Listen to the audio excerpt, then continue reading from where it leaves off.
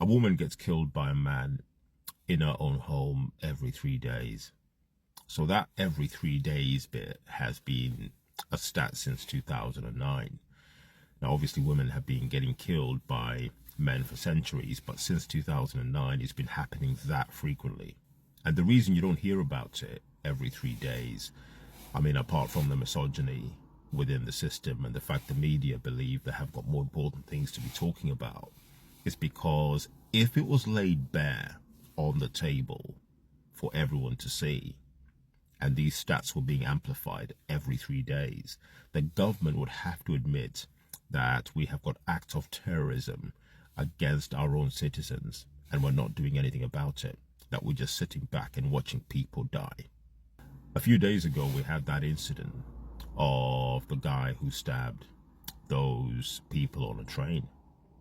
I mean, imagine if that was happening every 3 days on a train somewhere in the UK. Imagine if it was, say, a bomber, someone detonating bombs every 3 days. Imagine if it was an asylum seeker or an immigrant killing a woman every 3 days. What do you think would happen? I think in all of those circumstances, we would see a national coordinated response. There would be a COBRA meeting and a national emergency would be declared. But we are hearing very frequently about other things that apparently are far more important. So, for example, now we're hearing pretty much every day or every time there's been a prisoner who's been released by accident, that is in the media. Now, look, I'm not saying that we shouldn't be talking about the fact that it's completely fucked up, right? That you've got, prisoners being released accidentally. That shouldn't happen.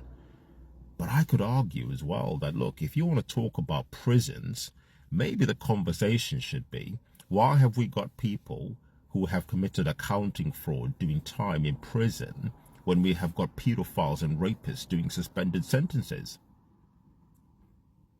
Maybe that's the conversation we should be having about prisons, shouldn't it? Where's the priority here? I'm just trying to illustrate a point here around the media and how it drives certain conversations. This story I've got on my screen is like many that I've posted on my page. Women are being killed every 3 days in their own home. These are acts of terrorism against our own citizens, and we're sitting back and we're watching that.